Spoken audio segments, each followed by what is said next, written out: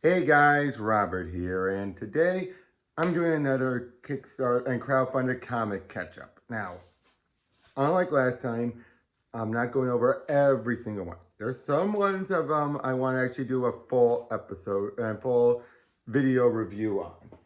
Just to get those out of the way, I want to, and that would be Monster MD, The Expendables Go to Hell, and getting caught up on Mark Polton's work with Graveyard Shift, Sea Dog, Conan Killswitch, and U.S. Assassin. Those ones are going to be getting their own videos. The rest of them are going to be, I'll be discussing them throughout this video. And I got quite to get caught up on. And now, keep in mind, this does not mean I'm saying that these are low quality compared to the others. Some of those ones, like the Mark Polton's work, I got enough for one video. The Expendables Go to Hell, I got enough again for that one. And Monster MD, well, just look at this. Again, I got enough. Some of these are on the shorter side. Some of these are just enough for me to breeze through. And some of which are ones that, I'll be honest, I will admit, I did expect more. But again, none of these are bad. I want to make that clear. Now let's start with Charger.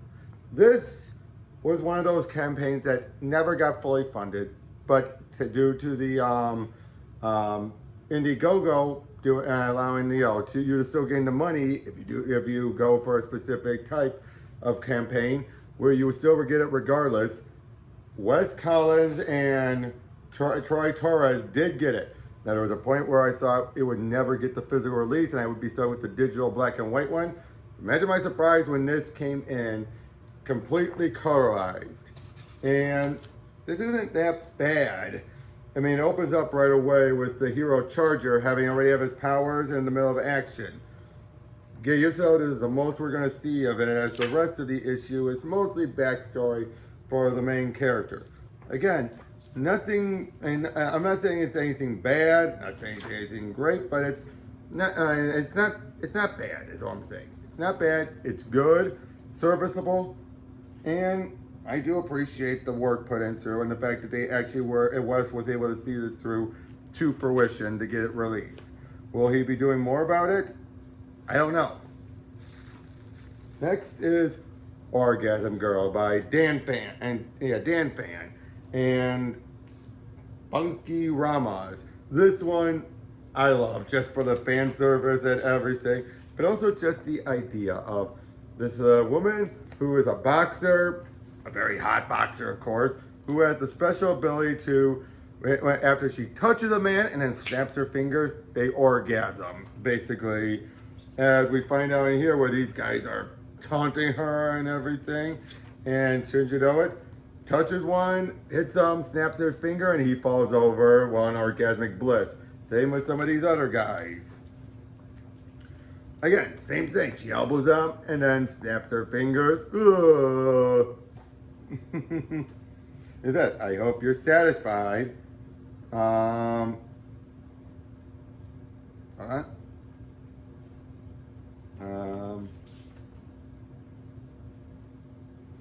Just a moment.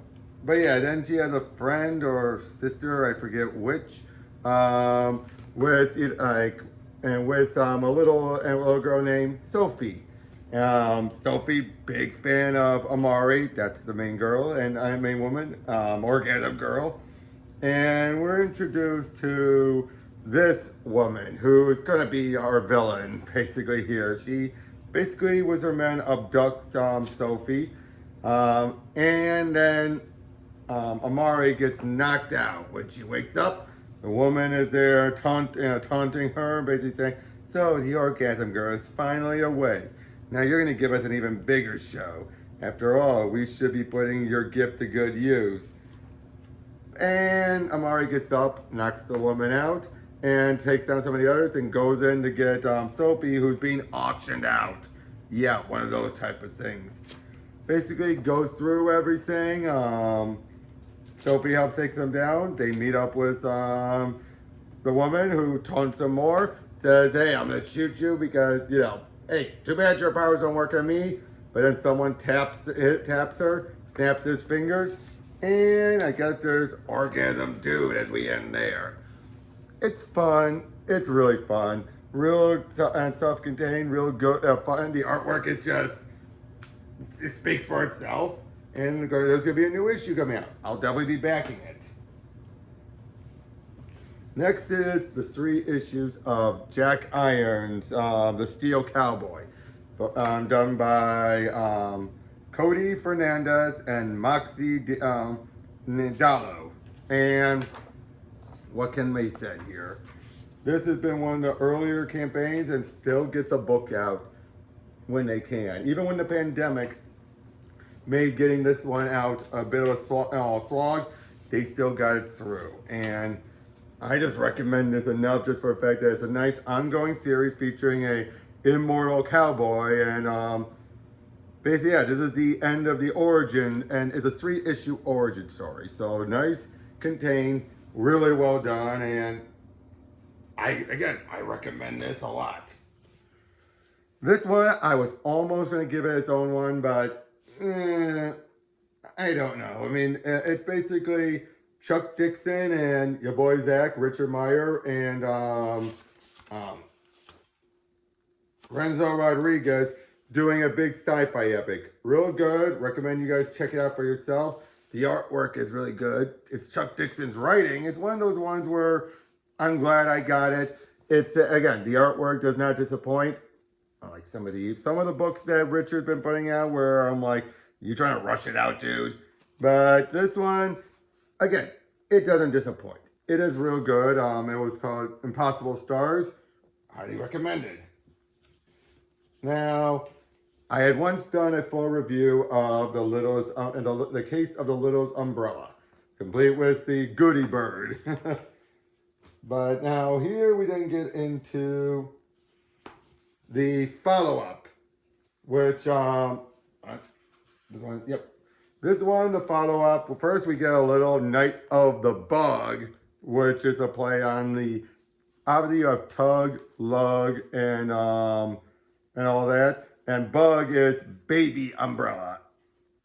And all that. And yeah, of course, Littlest umbrella, being a bit of a monster, they find a child. And then, well, mommy shows up and they say, yep, let's keep her. And Lug is basically like, oh yeah, I'm gonna help take care of her and everything. And it's cute, it's sweet, it is. And then throughout here, it's a even bigger adventure, focusing mostly on Lug, whereas Tug is, you know, involved in everything, but it's mostly about Lug. The artwork on this, it's way better than the first one. It is really good here. We get a very big Cthulhian creature and everything. It's just, wow, he pulled out all the stops on here. It's a Kraken, I should point out, but yeah, it is pulled out all the stops, really good. Is he gonna ever do another one? I don't know, but it's, again, real good.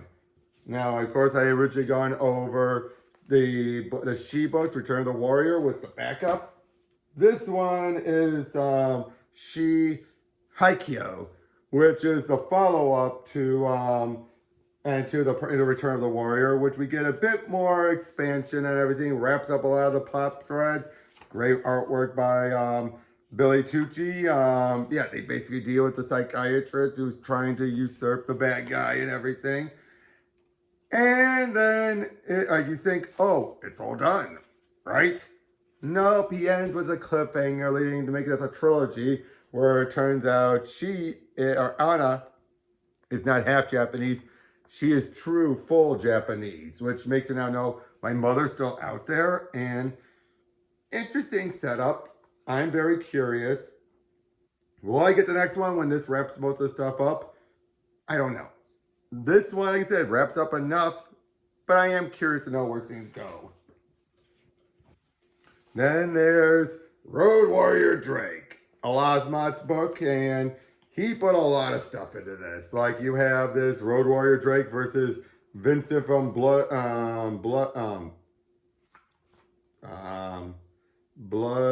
Hunt. And it's a lot of stuff that went on Twitter and everything, just condensed into all the stuff that they had done in a back and forth. It's real fun, real cute. You also have a coloring book that he was very proudly to show off, which actually is a story continuation. A lot of the pages here continue on forward.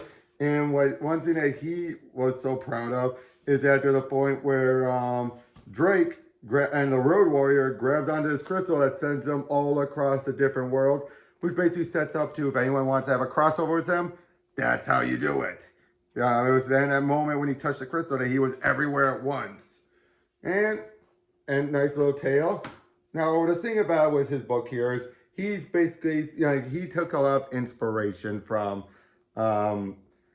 Eastman Laird with Ninja Turtles, and it shows. I mean, is his artwork the best? No, but you definitely see there's a lot of heart in it. He put a lot of effort into it, and I applaud him for that. He took his time to make sure it was all ready to go, and it's good. It is good for what it is. I mean, I'll definitely say it.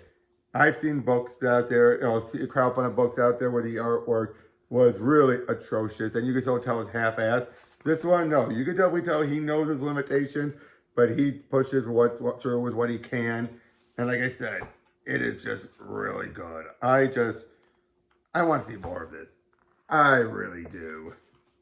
Last but not least, it's The Good Night, a Nightmare Realm by Crystal McGee and Francisco Narde. And this one was the one that had some of the best artwork. I mean, just look at that. Belladonna, which I believe is supposed to be the Lady of the Lake, I believe. You have basically this bear who contains the soul of one of the Knights of the Round Table and everything. Oh boy, this was just so good, so nice. Took a while to come out, but when it did not disappoint at all. And again, just like you see from that artwork, they took a lot of time and effort to get it done made, and it was worth it. Really well done. And boy, it went by faster than I thought. Not as much of a big stack as I had the last time, but yeah, that's a lot of the crowdfunded comics. Again, not saying that they're all bad. Just a lot of stuff I had to say, these are breezy reads or stuff that, I was trying to get through, or I just wanted to say, give my own 2 cents on them. Again, these weren't bad. I want to make that very clear. None of these were bad at all. These ones were either, you can tell a lot of effort was put into them, or you can tell a lot of real high quality stuff was put into them. And the fact these all got out, some of which, again, I didn't think would come out, did. I love it. I love them so much, and I just want to give a chance to give a shout out to all of them. So tune in next time, as I will be going over one of the other crowdfunded comics. And until then, I'll catch you guys on the next one. See ya.